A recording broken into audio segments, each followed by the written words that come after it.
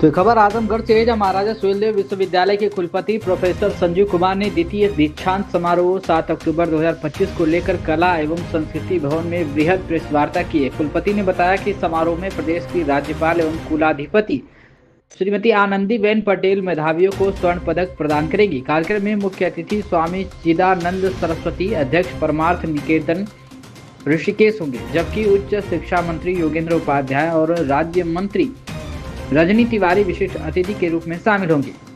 इस बार 68 gold medal, 17 छात्र, 51 छात्राएं और 40 उपाधियां प्रदान की जाएंगी। कुल 12 मेधावियों को डबल मेडल से नवाजा जाएगा।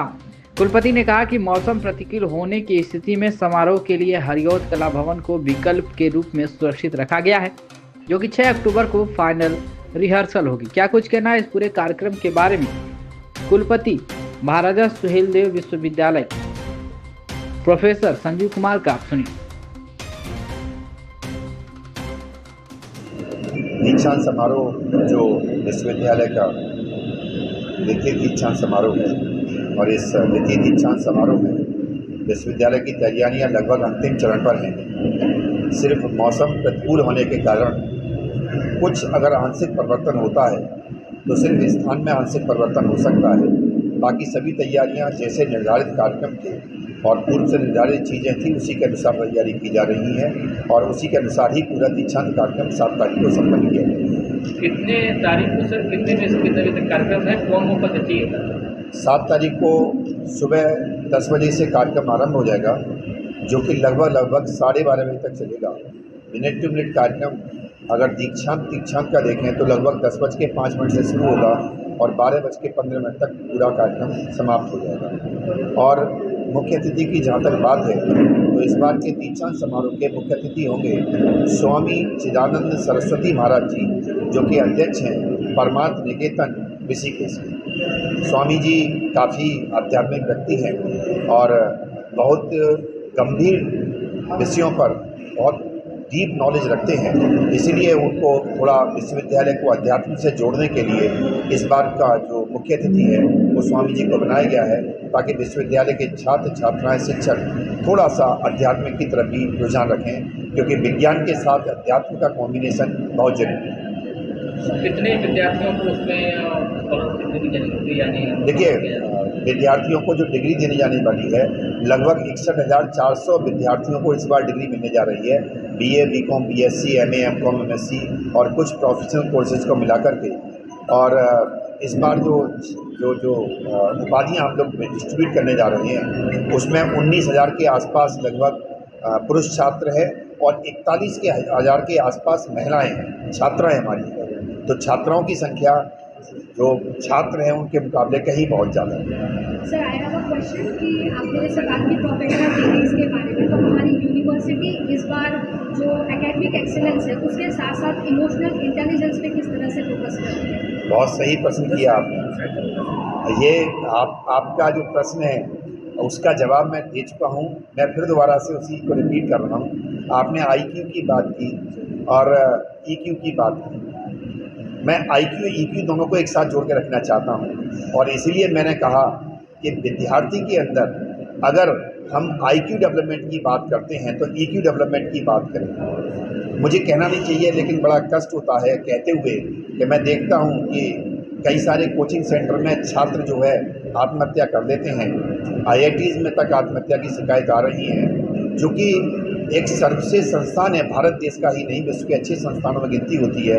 वहाँ पर भी कहीं ना कहीं अगर छात्र डिप्रेशन के शिकार हो रहे हैं तो कहीं ना कहीं EQ की बहुत इंपॉर्टेंट आवश्यकता है। और इसलिए हम चाहते हैं कि छात्रों को कहीं ना कहीं चीज़ों को अध्यात्म से जोड़ करके दिखाया जाए, ताकि वो अपने EQ पर काबू पा सकें।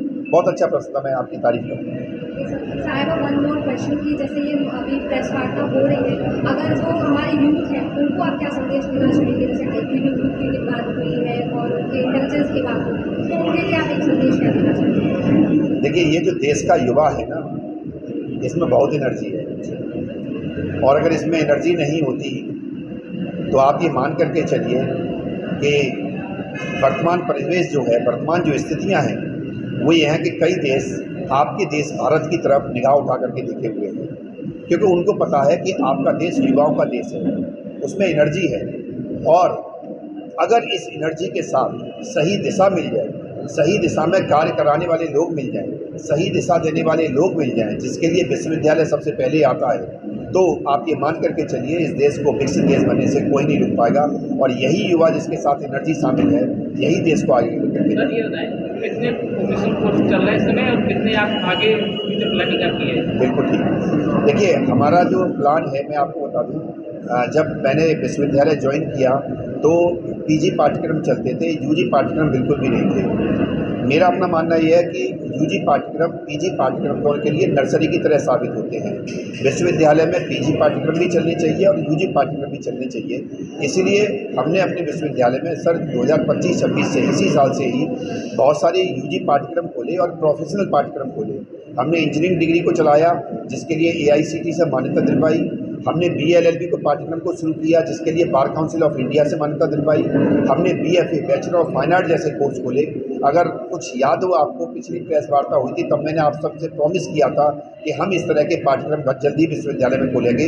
हमने है कि जो हमारे पास मेडल की संख्या है उसमें 2 तरह के मेडल हैं, एक कुलपति मेडल है, एक कुलाधिपति मेडल है।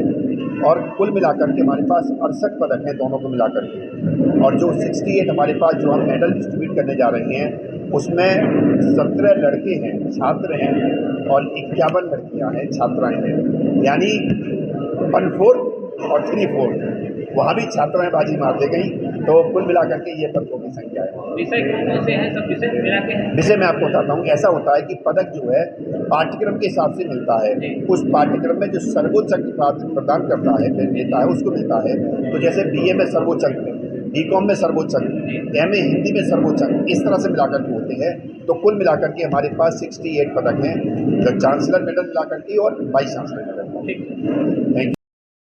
शिक्षार्थी हैं आपके? बहुत सुंदर। हमारे पास 400 लगभग 82 मान लीजिए, 83 भी कह सकते हैं, ये गवर्नमेंट कॉलेज नया ऐड हो गया है। इतने महाविद्यालय हमसे संबद्ध महाविद्यालय हैं और इसके अलावा विश्वविद्यालय का परिषद भी अपना है हमारे पास। वर्तमान में हमारे पास कुल छात्रों की संख्या लगभग 2,40,000 है। सब शिकायत रहती है कि समय विज्ञान नहीं होते, रिजल्ट को लेकर कुछ प्रॉब्लम चल रही थी। मैं आपकी ये जो आपका क्वेश्चन है इसको मैं बिल्कुल इमीडिएटली जो है इसका जवाब देना चाहता हूँ। विश्वविद्यालय ने सबसे पहले एग्ज़ाम कराया, सबसे पहले एग्ज़ाम बाइंड अप किया। पूरे यूपी में सबसे पहले महाराजा सुहेलदेव विश्वविद्यालय ने सारे परिणाम निकाल करके दिखाए और रिकॉर्ड तोड़ा। 23 दिन के अंदर सारे परिणाम निकाल दिए थे हम लोगों ने, जिसके लिए पिछली बार जब राजभवन में मीटिंग जब हुई थी तो राजभवन भी इस बात को लेकर के चकित था कि आपके सारे परिणाम निकल चुके हैं। हमने कहा हमारे BA, BCom, BSc नहीं, प्रोफेशनल कोर्सेज के भी सारे परिणाम निकल चुके हैं। हमने जब पिछली बार हुआ था तब साफ कहा था कि हम किसी भी डेट में कन्वोकेशन कराने के लिए तैयार हैं, लेकिन स्थितियों को देखते हुए हमको ये 7 अक्टूबर की डेट मिली। ठीक है।